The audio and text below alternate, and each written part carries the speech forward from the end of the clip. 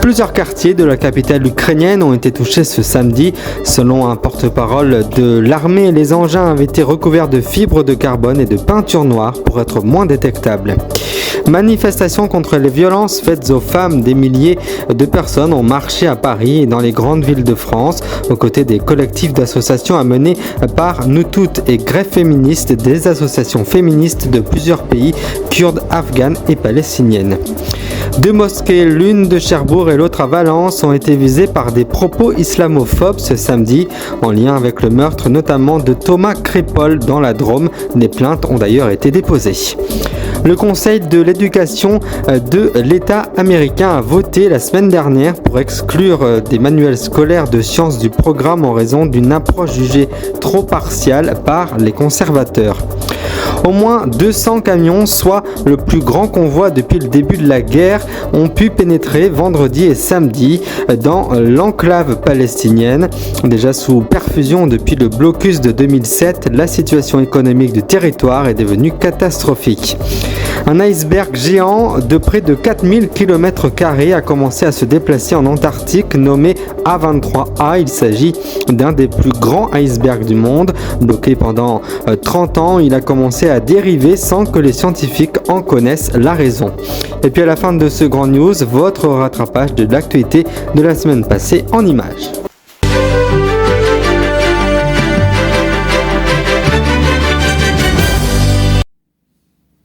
Bonsoir à toutes et bonsoir à tous et bienvenue dans le Grand News.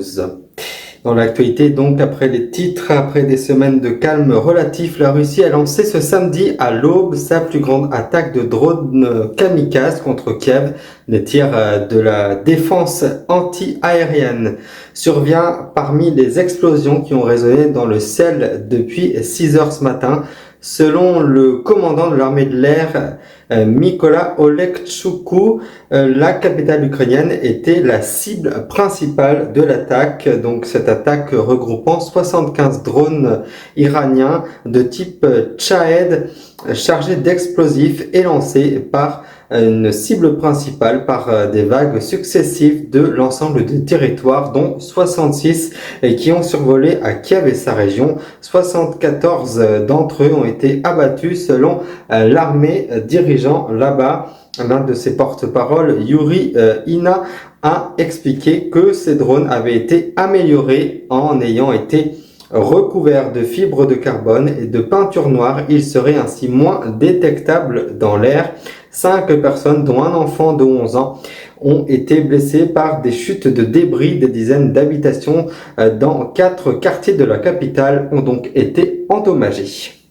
Nous ne voulons plus compter les morts. Des milliers de personnes, dont beaucoup portaient une touche de violet, la couleur du féminisme, ont manifesté ce samedi à Paris et dans d'autres grandes villes de France contre les violences faites aux femmes à l'occasion de la journée internationale pour l'élimination de la violence à l'égard des femmes. Les manifestations réclament au gouvernement des moyens supplémentaires pour éradiquer ces violences. Associations féministes et syndicats ont lancé l'appel sur toute la France par une meilleure protection des femmes victimes de violences conjugales, notamment dans les entreprises, le couple, les conflits armés, etc. Je cite, « Notre soutien va à toutes les femmes dans le monde, premières victimes avec les enfants des conflits armés. Nous manifestons particulièrement notre soutien aux femmes d'Ukraine, de Birmanie, de Palestine, d'Israël, du Haut-Karabakh », stipule l'appel au défilé diffusé par l'organisation Grève féministe et signé par de nombreux collectifs et syndicats. Des tags islamophobes ont été découverts sur les murs du temple consacré au culte musulman dans Cherbourg en Cotentin dans la Manche ce samedi. Justice pour Thomas, ici on est en France, a-t-il été écrit en rouge sur le portail de la mosquée située à Octeville, donc en Normandie, dans les rues des alentours. Selon des photos diffusées sur les réseaux sociaux et des médias locaux, à Valence par exemple, c'est une lettre à caractère islamophobe qui a été reçue par la mosquée. Un bon musulman est un musulman mort, justice pour Thomas.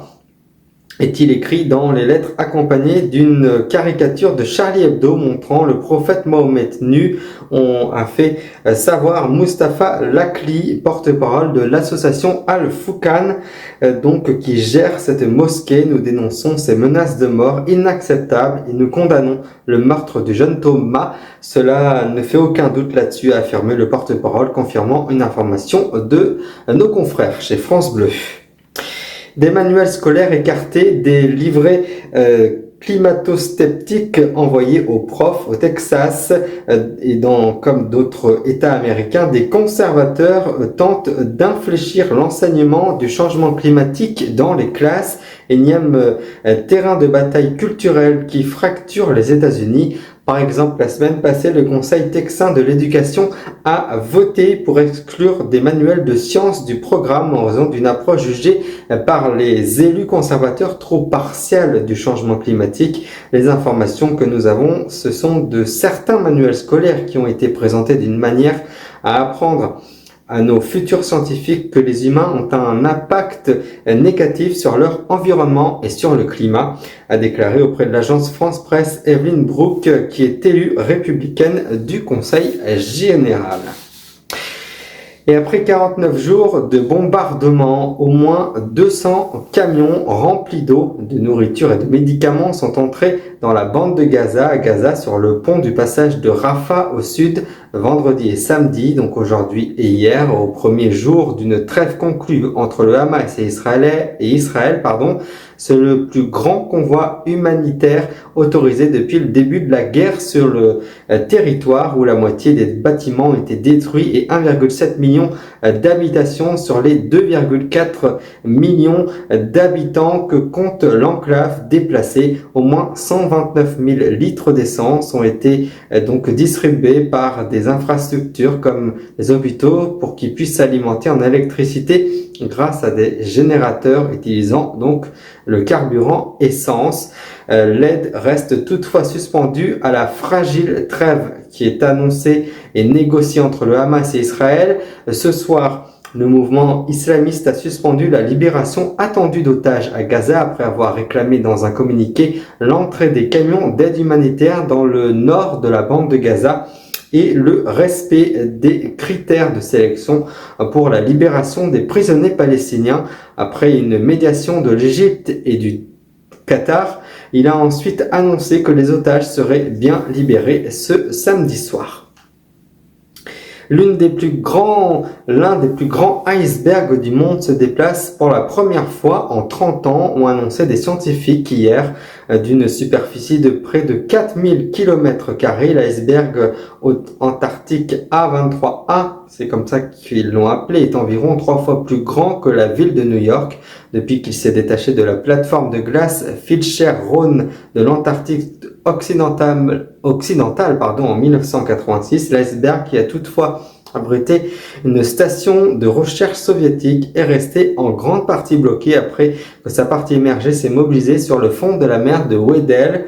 Des images satellites récentes ont cependant révélé que l'iceberg de près de 1 milliard de tonnes dérivait désormais en ce moment, à l'heure où je vous parle, rapidement au-delà de la pointe du nord de la péninsule antarctique, poussé par les vents et les courants forts. Il est désormais l'heure du rattrapage de votre actualité de la semaine passée. Regardez.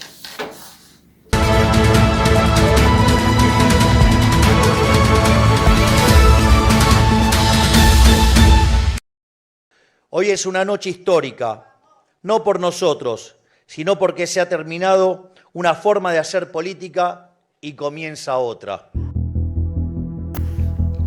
On le surnomme le Trump de la Pampa. À 53 ans, Xavier Milei a été élu dimanche 19 novembre dernier, soit il y a une semaine, président de l'Argentine. Le candidat anti-système a raflé 55,7% des voix, battant son rival, l'actuel ministre de l'économie et candidat des péronistes Sergio Massa, qui n'a obtenu que 44,3% des suffrages. Cet économiste d'extrême droite se présente comme anarcho-capitaliste et base son programme sur des mesures polémiques et d'extrême comme par exemple le remplacement du peso, la monnaie nationale, par le dollar, la réduction drastique des dépenses publiques, l'interdiction de l'avortement ou encore la libération de la vente d'armes.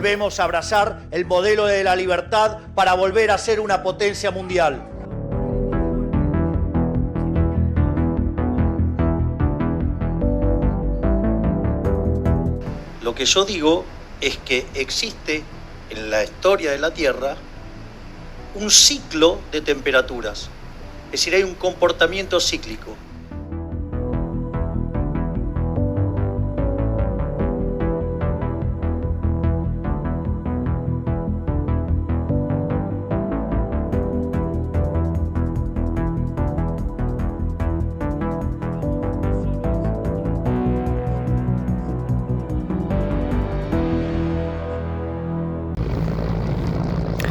Sur les images diffusées par les Houthis, plusieurs hommes armés descendent d'un hélicoptère qui vient de se poser sur le navire et ordonnent à l'équipage de se rendre.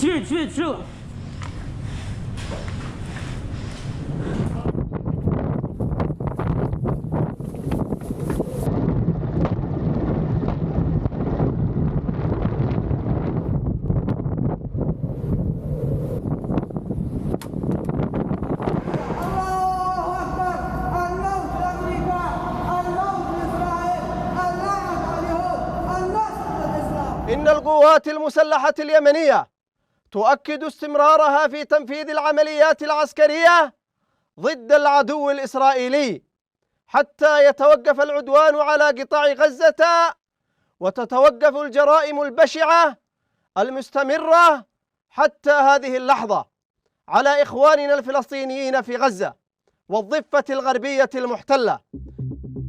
Dimanche 19 novembre, les rebelles houthis du Yémen soutenus par l'Iran ont affirmé s'être emparés en mer Rouge du Galaxy Leader, un navire commercial propriété d'un homme d'affaires israélien en représailles à la guerre menée par l'État hébreu contre les alliés palestiniens du Hamas dans la bande de Gaza.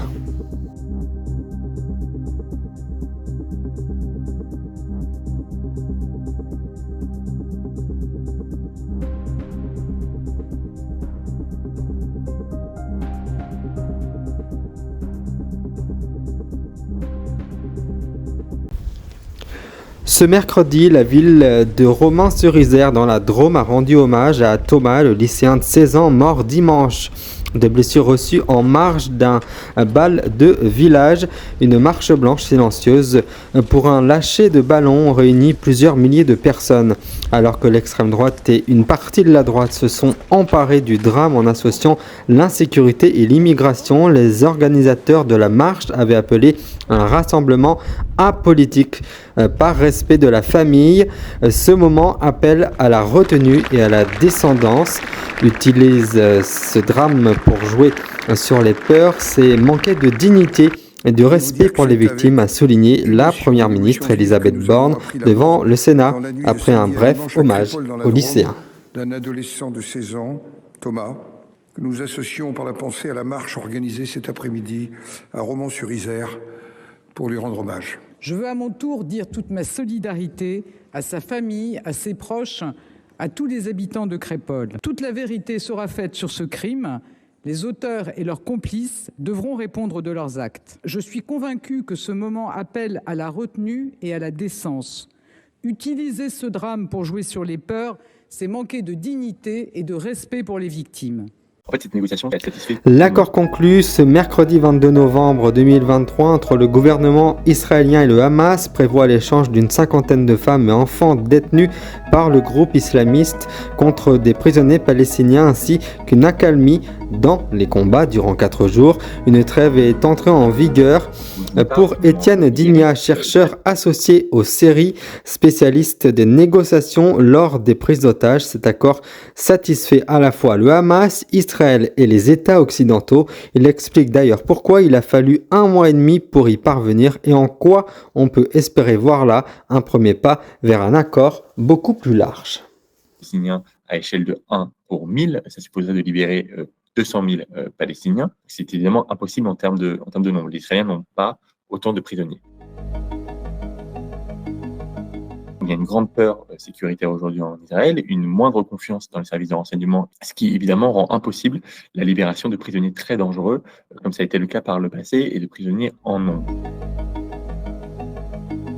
Tout le pari qui a été fait par les Israéliens a été d'envahir la bande de Gaza, de mettre la pression sur le Hamas pour l'acculer et pour l'obliger à négocier dans des termes qui sont plus égalitaires. Aujourd'hui, le Hamas doit cacher des dizaines, des centaines même d'otages, alors qu'il subit de lourdes frappes et de lourdes pertes. Évidemment, cela complique la donne, cela pousse à la négociation plus rapidement.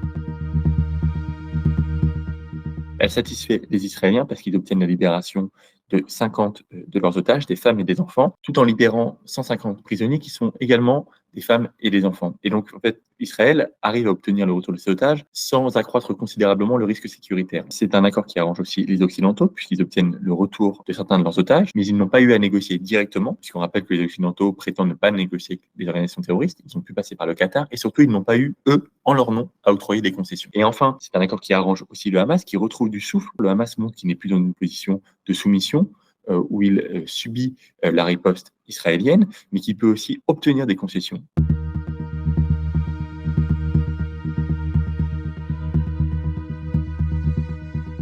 Vous devez tout d'abord identifier les ravisseurs. Vous devez ensuite créer un canal de communication, ce qui est très compliqué. Vous devez passer par les bons intermédiaires, parler aux bons interlocuteurs parmi les ravisseurs et établir une relation de confiance. Ensuite, vous avez la négociation qui se met en place en tant que telle, avec des hauts et des bas, avec de la manipulation, avec du mensonge, avec de l'intimidation. Ça peut durer plusieurs jours, plusieurs mois, voire plusieurs années. Et ensuite, une fois que vous êtes accordé sur des concessions de part et d'autre, vous devez mettre en place la libération au sens le plus logistique du terme. Cela suppose de rassembler les otages, cela suppose de les acheminer, et c'est à ce titre-là que la trêve est très importante.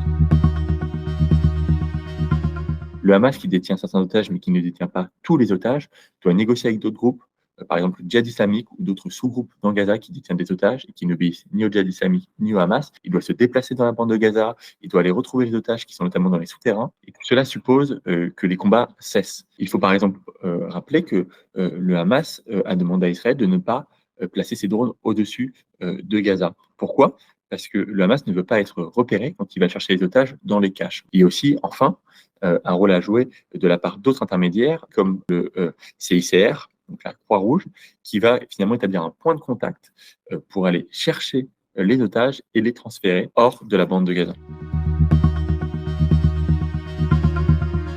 Le Hamas comme Israël nourrissent une profonde défiance l'un vis-à-vis de l'autre. Libérer ces otages en plusieurs salves, c'est garantir que la trêve va véritablement durer 4 jours. Car si les otages sont libérés en une seule fois, rien ne garantit que les deux protagonistes ne vont pas reprendre le combat aussitôt.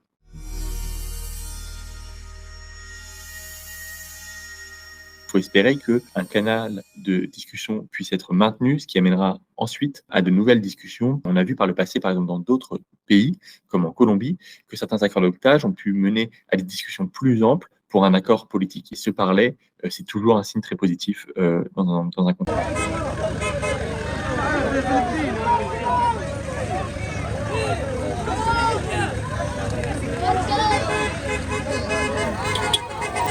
13 Israéliens, 10 Thaïlandais et un Philippin ont été libérés par le Hamas. Vendredi, remis au comité international de la Croix-Rouge, ils sont arrivés en Égypte en fin d'après-midi.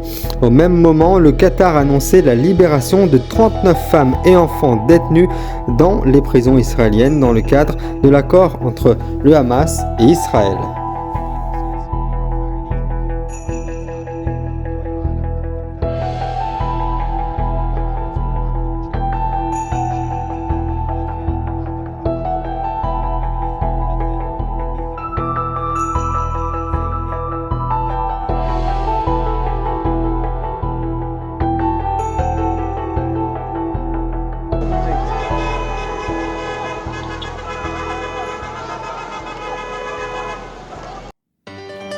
Avant de complètement vous quitter, je vous en rappelle la principale information. Après des semaines de calme relatif, la Russie a lancé ce samedi à l'aube sa plus grande attaque de drones kamikazes contre Kiev.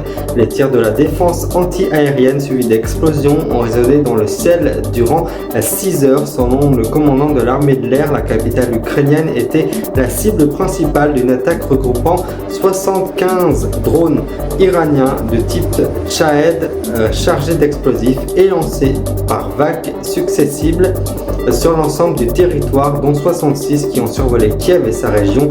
74 d'entre eux ont été abattus selon l'armée. L'un de ses porte-parole, Yuri Yana, explique que ces drones avaient été améliorés et ont été recouverts de fibres de carbone et de peinture noire. Ils seraient aussi moins détectables dans l'air. Toutefois, 5 personnes, dont un enfant de 11 ans, ont été blessées par des chutes de débris. Des dizaines d'habitations dans 4 quartiers de la capitale ont été endommagées. Voilà donc pour l'actualité de ce samedi 25 novembre. Je vous retrouve demain dans Crime News pour une nouvelle affaire criminelle. Je vous souhaite une excellente soirée. On se retrouve samedi prochain pour de nouvelles aventures au bord du Grand News. Merci de nous rester fidèles. À bientôt.